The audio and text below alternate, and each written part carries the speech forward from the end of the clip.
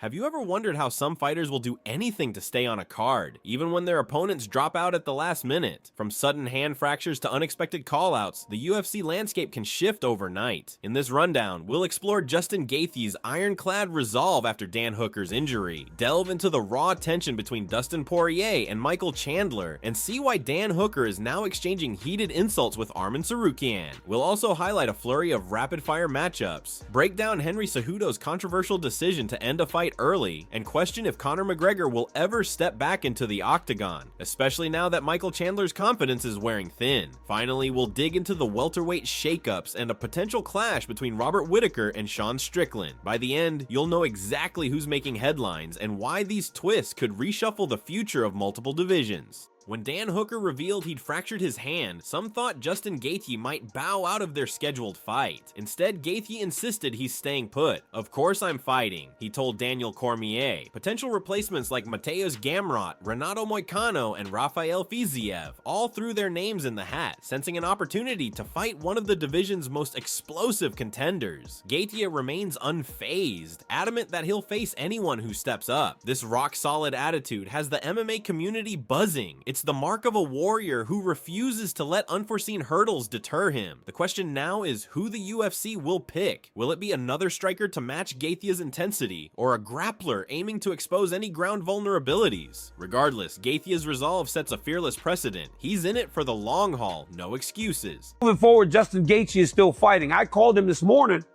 and my immediate question was, do you have any plans to not fight this week? And he goes, are you crazy? That's Justin Gaethje. He goes, are you crazy? Of course I'm fighting. Former training partners often end up feuding, but Dustin Poirier and Michael Chandler's falling out feels especially personal. Poirier recalls greeting Chandler respectfully years ago, only to face trash talk once Chandler joined the UFC. Poirier has since accused Chandler of fighting dirty. He claims Chandler blew blood into his eyes and even stuck fingers in his mouth to gain submission leverage. Chandler, of course, denies these allegations, calling Poirier's outbursts exaggerated. Yet Poirier's anger runs deep. Just mentioning Chandler seems to raise his temperature. Fans are left wondering if they'll see a rematch. From a competitive perspective, both men are top contenders who could use a marquee win to push toward title contention. But this rivalry is more than a quest for gold. It's a grudge that boils down to accusations of fakeness, betrayal, and fighting below the belt. Expect sparks if these two ever clash again. Come on, dude. No thanks. Retire. We good. Who the f is we? You just got here, buddy. You got one win in the UFC. That pissed you off? Yeah, bro. He's not one of us. You know, I've been cutting my teeth in the UFC since January of 2011 or 2010, you know? He just got here. Who's we? He's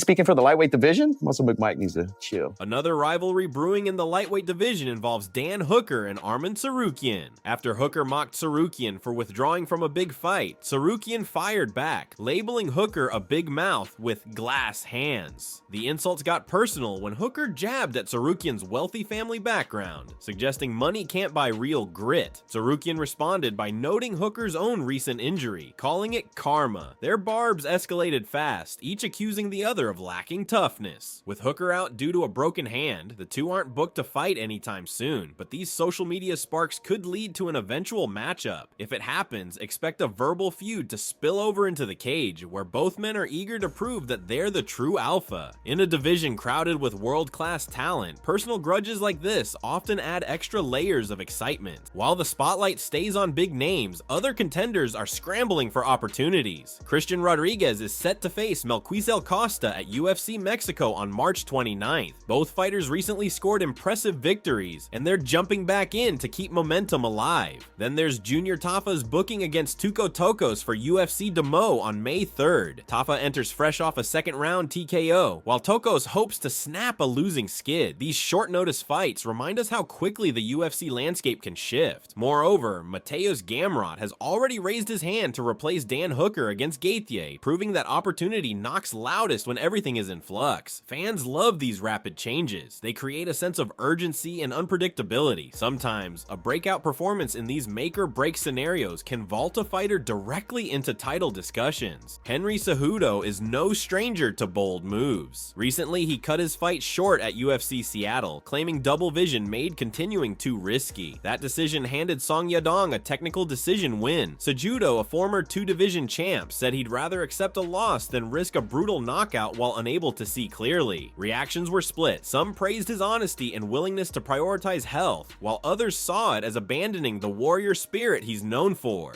In an era where fighters often push themselves to the brink, Cejudo's self-awareness sparks debate about how much suffering is necessary or wise in a high-stakes sport. Though the result tarnishes his record, he stands by his choice, likening his blurred vision to a computer glitch. Whether fans label him cautious or smart, Cejudo's candor adds to the growing conversation about fighter safety and long-term well-being. No, but honestly, Kamaru, I don't regret my decision. I don't regret my decision of even though it's going to be counted as a loss in my record. I don't, because I wanted to give myself that shot, dude.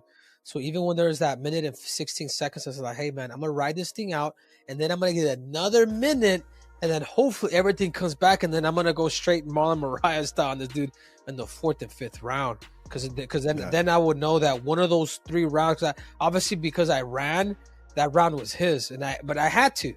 And I would have to really man up on the 4th and 5th round. And I knew that. That's a competitor in me. And I was really calm and relaxed, dude. Like, it's not like I could have acted out. I couldn't really use my acting skills, but that wasn't the point. For months, Michael Chandler seemed convinced that Conor McGregor's comeback would run through him. Lately, though, Chandler is less certain. He admitted he wouldn't place bets on McGregor returning, pointing to the Irish star's off-cage ventures and repeated delays. While McGregor once vowed the greatest comeback story ever, his focus appears scattered. He's juggling business, social media rants, and Hollywood appearances. Chandler, meanwhile, has a fight looming against another opponent and doesn't want to hinge his future on a potential no-show. If McGregor never fights again, his legacy remains massive, but it ends on a note of unfinished business. His last outing ended with a brutal leg injury. For fans, losing the chance to see McGregor versus Chandler is a letdown. It had the makings of a blockbuster. Yet as time drags on, skepticism grows. McGregor's name still sells fights, but will he ever sign on the dotted line? Heart of hearts is tough, man, because I think heart of hearts says that Conor is coming back at some point. But if I'm a betting man, if I'm using my brain, I wouldn't put money on it. But that's where I'm at today. Right now, obviously, I'm focused on a blonde dude from Liverpool. So I think my heart of hearts says I'm not sure for sure, but Conor's got to come back to his first love. Over at welterweight, the table is set for new drama. Leon Edwards was initially slated to meet Jack Della Maddalena, but now he's facing a grappling heavy Sean Brady. Brady, who fell short against Bilal Muhammad, might use a similar wrestling approach to neutralize Leon's striking. Edwards must adjust quickly to the sudden switch from southpaw boxer to orthodox wrestler. No easy task on limited prep. If Brady executes his game plan and avoids Leon's crisp strikes, he could climb the ranks. Meanwhile, Patricio Pitbull is set for his UFC debut against Yair Rodriguez at UFC 314, and there's already tension. Pitbull claims Yair tried to dodge the fight, while Yair called Pitbull a mad girlfriend in their Instagram exchange. Rivalries like these, combined with stylistic contrasts, make the welterweight and featherweight divisions must-watch territory. Surprising upsets and grudges often define who steps into title contention next. Bilal's your one loss, my bad. Yes, but if you go look at that and the way he fought him, that's typically the way I fight. So it's definitely a good roadmap. I'm sure Leon's going to be knowing that. But for him, I took this fight on 5 weeks' notice. He's taking it. He's going from fighting a southpaw, predominantly striker boxer in Jack Della to fighting an orthodox grappler. So things have changed up a lot for him as well. So, yeah, I was calling for this fight a while ago. I'm like, this is the fight I want. Yeah, you wanted it. You wanted it before it was given to Jack. Yes. Former champ Robert Whittaker has faced a who's who of middleweight elites, yet he's never met Sean Strickland in the Octagon. Strickland's relentless jab and brash persona present a puzzle for Whittaker's explosive footwork and calculated bursts. Both men are coming off setbacks. Whittaker was subdued by Khamzat Chimaev, while Strickland lost to Dricus du Plessis. A fight between them could catapult the winner back into the title conversation. The pre-fight buildup would be electric. Strickland's unfiltered trash talk versus Whittaker's measured confidence. They've circled each other for years, but it looks like timing might finally line up. If the UFC confirms this bout, fans will witness a clash of opposing styles, each capable of punishing mistakes in different ways. Whittaker believes Strickland's forward pressure is intriguing, while Strickland once labeled Whittaker a can. With pride and ranking on the line, expect intense fireworks if these two collide. You know, man, let me say, dude, I give respect to Drakus, dude. He fights like on a short bus, dude. He goes full sin, dude. I mean, he goes full sin.